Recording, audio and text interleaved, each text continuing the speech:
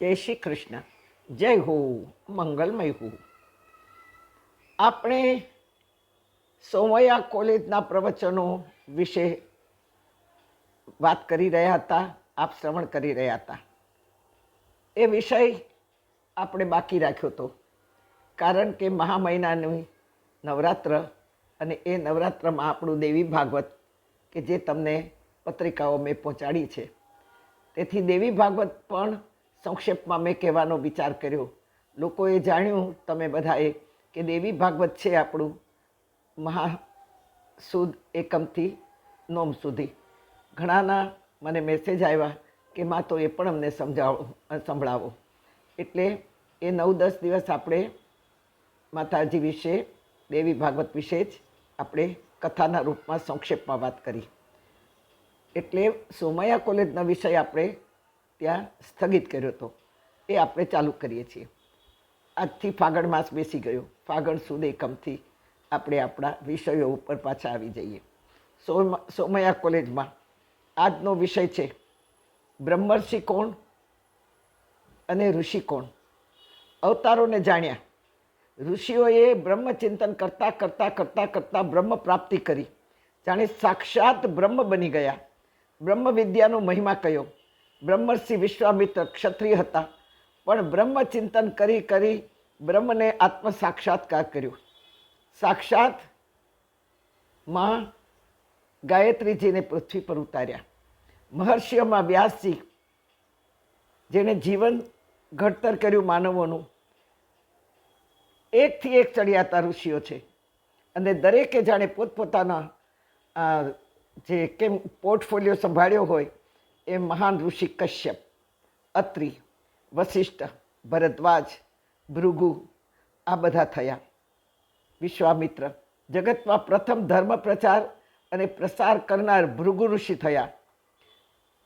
નારદજીએ શુકદેવજીનું ભાગવત શ્રવણ કર્યું અને થયું કે સનાતન ધર્મનો પ્રચાર ને પ્રસાર કરવો જોઈએ, કારણ કે એ યુગના માનવો ડરેલા, થાકેલા, હારેલા, કંટાળેલા, કારણ કે દુર્યોધન જેવાનું રાજ્ય ચાલતું હતું. એક બાજુ જરાસન, એક બાજુ કાલનેમી, આ બધા જ રાક્ષસોને, અસુરોએ આમ માનવીનું જીવવું હરામ કરી દીધું હતું.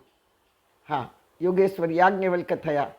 આ બધા ભગવાનના લાડકા દીકરાઓ છે, જેમાં ભગવાન ખીલે, ભગવાન ખેલે, એમાં જ ભગવાન બોલે, અને એમના શરીરમાં રહીને ભગવાન જગતને સંભળાવે. એમના શરીરરૂપી મહેલમાં સાક્ષાત ભગવાન રમે, વળી માગે. આ બધા સંસારી હતા.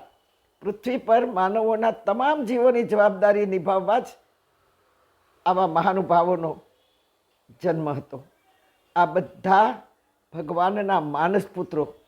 મહર્ષિ કશ્યપ, એમણે અગ્નિને ગુરુ કર્યા. વેદ વિદ્યા, યંત્ર વિદ્યા, શાસ્ત્ર વિદ્યા માટે અર્બુદ પર્વત પર જઈને તપ કર્યું. તત્વ માટે પરિશ્રમ, એને તપ કહેવાય. એમાં એક સંકલ્પ, ધ્યેય, જેને માંગલ્ય તરફ લઈ જવાનો હોય એવી સાધના એટલે તપ છે. લોકોના જીવનો બદલ્યા. બ્રાહ્મ્ય ભક્તિ સાથે અંતર્ભક્તિ પણ ચાલુ રાખી. લગ્ન પણ કર્યા. આશ્રમવાસીઓએ તૈયારી કરી. ગામડે ગામડે આશ્રમવાસીઓને મોકલ્યા. જુઓ, અમારા પૂજ્ય દાદાએ આવા મહર્ષિઓનું અનુકરણ કરી, એમના વિચારોને ફોલો કરી અને ઋષિ સંસ્થાને પુનર્જીવિત કરી. થાકેલા, હારેલા નવ જીવનમાં પ્રાણ સંચાર થવા લાગ્યો. લોકો દેવદૂત છે એવું સમજવા લાગ્યા. વ્યાસે, કશ્યપે અનેક લખાણો લખ્યા. આશ્રમમાંથી ભણી ગણીને વિદ્યાર્થીઓ જવા માટે હવે ના પાડવા લાગ્યા. અમને તરછોડો નહીં, અમને જવા ન દો, અમને રાખો. કથિરમાંથી જીવન સોનું બની ગયું હતું. ગુરુ કહેતા, તું વિશ્વ માટે છો. આ જ શબ્દ મને મારા દાદાએ 50 થી 55 વર્ષ પહેલાં કહેલો, જ્યારે મારી ઉંમર 25-30ની પણ નહીં હોય. અને આ વાત મેં આગળ કહી દીધી છે, છતાંય નવા નવા જોડાતા જાઓ છો. અને ત્યારે અમારા કાર્યકર્તાઓની મિટિંગમાં બધાને ગામડાઓ સોંપવામાં આવતા હતા. મારું નામ લિસ્ટમાં હોવા છતાંય દાદા મારું નામ પોકારતા નહોતા. ત્યારે અમારા જે લીડર બેન છે, એમણે કહ્યું કે દાદા, બીજુબેન રાજાણીનું નામ છે જ કાર્યકરમાં. ત્યારે પૂજ્ય દાદાએ કહ્યું કે બીજુની શક્તિ મારે 5-25માં નથી ઉપયોગમાં લેવાની, બીજું વિશ્વની છે. હા, આજે હું પૂરા વિશ્વમાં ધર્મ કાર્ય લઈને જઈ રહી છું, જાઉં છું. 85 વર્ષે પણ આજે પણ મને ભગવાન કાર્ય મોકલે છે. એનું કારણ મારા દાદાનો, મારા ગુરુનો આશીર્વાદ છે. અને તે વખતે વિદાય લેનારમાં વિદ્યાર્થી પરશુરામ પણ હતા. એણે આશીર્વાદ માગ્યા, ગુરુ મૂંઝાયા, કારણ કે પરશુરામ બહુ ગુસ્સાવાળા હતા.